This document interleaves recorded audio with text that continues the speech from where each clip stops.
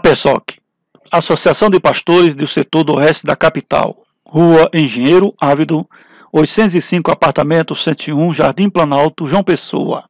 APESOC apresenta Encontro de Pastores e Esposas, 25 de maio de 2020. Como presidente, pastor Jailson Silva. E palestrante de hoje, pastora Socorro. Departamento de Mídia faz a leitura desta noite. 1 Reis, capítulo 17, do versículo 5 ao 7. Versículo 5. Partiu, pois, e fez conforme a palavra do Senhor. Foi habitar junto ao ribeiro de Querite, que está ao oriente do Jordão. 6.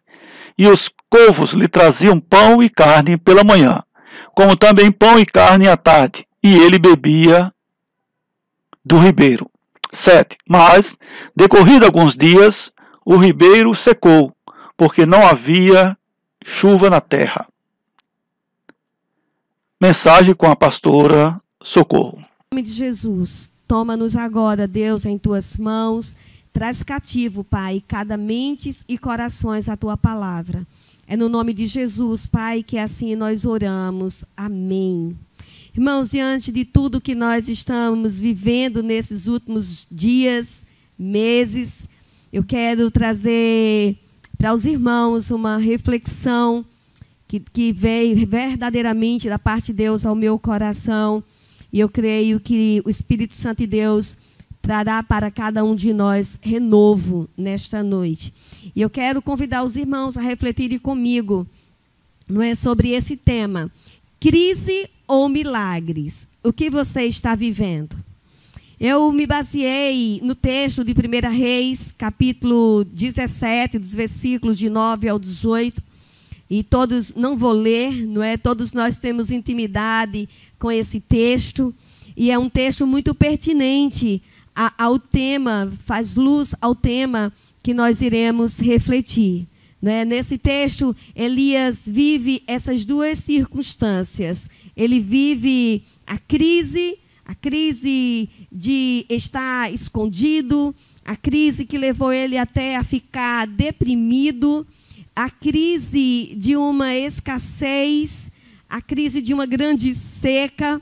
E Elias se depara, ao sair do seu cativeiro, da sua caverna, ele se depara com o continuar dessas crises e desses milagres. Né? Elias sai dessa caverna e vai, conduzido por Deus, obedecendo à voz do Senhor, ele vai ao encontro da viúva de Sarepta. E ele encontra aquela mulher catando gravetos para fazer a sua última alimentação. E Elias lhe pede água e, em seguida, ele pede para que aquela mulher traga para ele a comida, traga para ele um bolo. E aquela mulher, dentro da sua crise, não é, de escassez, de sequidão, de deserto, aquela mulher chega e fala para o profeta, não é, que ela só tem um pouco para ela e o seu filho. E Elias fala com toda determinação do propósito de Deus para a sua vida, para a vida daquela viúva, daquela criança, daquele filho. Elias determina um plano onde irá gerar milagres. A sua atitude de obediência e fé é que determina o seu milagre. Estamos vivendo dias especiais. Como você descreve a sua realidade ou a realidade do tempo em que nós estamos vivendo? Como são os dias que você tem vivido? Você está satisfeito, satisfeita com as realidades à sua volta? Se a sua resposta é não, então você é um forte candidata para transformar os seus dias de crises em dias de milagres. No entanto, como é possível? Como posso transformar os meus dias de crises em dias de milagres? Eu quero trazer para os irmãos, entregar pela fé, não é, de uma forma profética. Eu quero entregar 3 chaves preciosas através da experiência de Elias e da viúva de Sarepta. Primeira coisa, irmãos, para que você venha transformar as suas crises em milagres. A primeira chave é que você e eu, precisamos confiar e crer nas promessas de Deus. No versículo 14 do texto do capítulo 17, o versículo 14, nos diz: pois assim diz o Senhor, o Deus de Israel, a farinha na vasilha não se acabará, e o azeite na botija não secará, até o dia em que o Senhor fizer chover sobre a terra. Essa foi a palavra, essa foi a chave que Elias entregou para aquela viúva que estava vivendo uma grande crise. Uma escassez muito grande, uma pobreza muito grande, uma sequidão muito grande. E Elias, o profeta, traz para essa mulher uma oportunidade para ela desfrutar do milagre, dos milagres de Deus, do poder de Deus. E eu fico imaginando se aquela mulher se apegasse à sua crise, à sua realidade, se ela não se desprendesse, e eu creio que não foi fácil, ela se desprender do pouco que ela tinha, para que o milagre de Deus surgisse abundantemente na sua vida, ela não teria desfrutado desse tão precioso momento. Calma. Se a promessa de Deus, se essa promessa vem de Deus, se essa promessa é de Deus, a realização é apenas uma questão de tempo. Então eu quero encorajar os irmãos, o Espírito de Deus tem me encorajado a esse propósito, a que nós entreguemos ao Senhor, não é, a nossa crise, a nossa escassez, tudo isso que nós estamos vivendo, o medo, não é? O medo de como será daqui para frente a realidade das nossas igrejas, das nossas ovelhas, não é? Como que o meu ministério irá prosperar, um momento em que nós cremos tanto que esse ano de 2020 é o ano, não é, da porção dobrada, 2020, é o ano da multiplicação, é o ano da prosperidade, é o ano dos milagres de Deus para as nossas vidas, ministérios, não é? E cada um de nós, talvez, pelo menos a minha igreja, nós intitulamos a cada ano um tema, e esse ano é Vivendo as Estações de Deus. E desde que começou essa pandemia, eu tenho declarado, eu tenho profetizado, Senhor, essa é apenas uma estação, e nós sairemos dela fortes, valentes, e nessa estação nós receberemos do Senhor um grande avivamento. E nós não temos a oportunidade de olhar, de fitar os nossos olhos, de nos agarrarmos com essa crise. Não, nós precisamos parar e refletir os tão grandes e preciosos milagres que nós temos vivido nesses últimos dias. E eu creio que cada um de vocês, em suas determinadas igrejas, vocês têm vivido coisas extraordinárias. O medo tem surgido, talvez para muitos, e isso é normal. O que é anormal é nós ficarmos agarrados com esse medo, ao ponto de trazer desespero e nos parar. E eu quero dizer que essa chave traz para nós essa confiança, essa fé, que Deus fará coisas extraordinárias em nossas igrejas, em nossas vidas, em nossas famílias. Eu tenho encorajado a minha igreja a testemunhar, não é, o quanto que eles têm crescido na presença de Deus nesse tempo tão difícil que nós temos vivido. E eu tenho, irmãos, presenciado testemunhos maravilhosos do que Deus tem feito, dos milagres que Deus tem realizado nesse tempo de crise, nesse tempo difícil. Então, calma. É hora de nós sossegarmos os nossos corações e confiar que onde Deus está, vai acontecer ali o milagre. Aonde a presença viva do nosso Jesus, do amigo Espírito Santo de Deus está, acontecerá ali os nossos milagres. É apenas uma questão de tempo. E nesse tempo nós precisamos sonhar, planejar, viver o extraordinário de Deus diante de tudo aquilo que Ele nos confiou. Transforme suas crises em milagres. A segunda chave é: tenha uma vida de oração.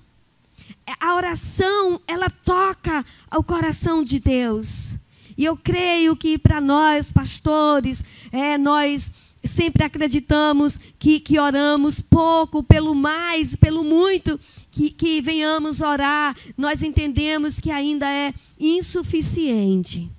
Mas talvez nós estamos enclausurados numa mesmice. Talvez nós temos orado por orar. E eu acredito que um dos milagres que Deus tem feito em nossas vidas, em nossos ministérios, é que nós vivemos a experiência nesses dias. Eu tenho vivido, acredito que os irmãos, as irmãs também têm vivido isso. É que nós temos quebrado alguns paradigmas, que nós temos melhorado o nosso tempo, a nossa vida devocional. Por quantas vezes Deus me exorta: filha, volta lá e ora. Todo esse tempo você está agarrado, orando por sua igreja, por suas ovelhas. Presta atenção, filha. As ovelhas são minhas. Volta e ora por você. E eu acredito que você tem passado por isso também. Então, nós temos, sim, vivido algo novo. Nós temos tido um tempo não apenas para dedicar o nosso estudo, para trazermos um sermão melhor, uma mensagem melhor, não é? Porque essa é a realidade da igreja.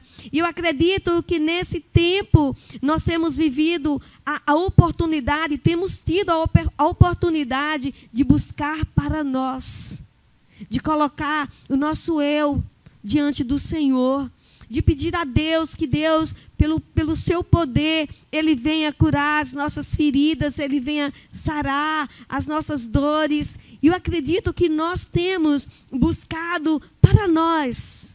E eu creio que nessa chave, não é, da oração, da busca, de uma forma mais específica por nós temos entendido que a igreja não é nossa, que as ovelhas não é nossa, que nós não somos super-heróis, não é, super-heroínas, que nós somos gente, que nós somos carne, e nós temos realmente desfrutado, eu tenho desfrutado, irmãos, de algo maravilhoso. Tenho sossegado.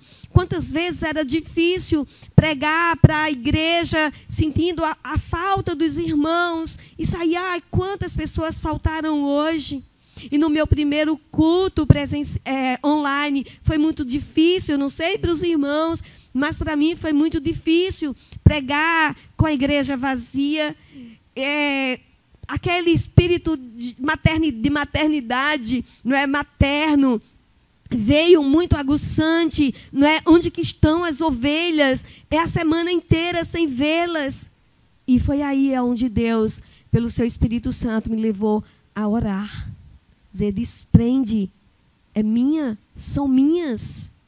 E você precisa buscar-me para você, por você.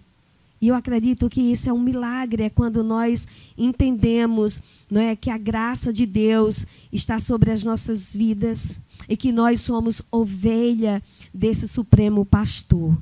No versículo 20 e 22, o texto nos diz: então clamou o Senhor: ó Senhor meu Deus, trouxesse também desgraça sobre esta vida, para esta viúva com quem estou hospedado, faz morrer o seu filho. E aqui Elias se depara com um conflito, com uma crise muito grande. Mas Elias, ele ora a Deus: ó Senhor meu Deus, faz voltar a vida a este menino. Então o Senhor ouviu o clamor de Elias e a vida voltou ao menino e o menino voltou a viver. Eu quero com esse texto, dizer que nós precisamos orar Deus, ter uma vida devocional mais intensa, pedindo a Deus que Deus traga vida para a nossa vida, que Deus traga vida para o nosso ministério, que Deus traga vida para a nossa família, que é e precisa ser a nossa mais preciosa igreja, a mais forte igreja. É que Deus traga vida para que a gente venha ter verdadeiramente uma vida cristã e entender que ela é um processo, que a nossa realidade é transformada de acordo com as nossas buscas. Essas buscas não são automáticas, nós não apertamos um botão automático e tudo acontece, não. Elas precisam ser geradas em oração. Alguém precisa entender que é necessário clamar, interceder. É Deus que opera milagrosamente em nós, através de nós, assim como Ele operou na vida do profeta Elias. Ele opera nas nossas vidas. Aí eu pergunto, onde estão os Elias das nossas gerações? Onde estão os Elias da nossa geração? Transforme suas crises em milagres. Essa é a terceira chave que eu quero trazer para os irmãos, para renovar a sua vida, o seu ministério, a sua fé. A terceira chave, exerça a perseverança. A viúva foi perseverante. Elias foi perseverante, determinado, persistente. Eles não desistiram até ver o sobrenatural da parte de Deus acontecendo. Sabe o que eu aprendo aqui, irmãos? Todo grande milagre começa com um pequeno sinal. Por isso, não despreze os pequenos sinais de Deus em sua vida, para a sua vida. Tenha perseverança. Era apenas 2 gravetos, era apenas um punhado de farinha, era apenas um pouco de azeite.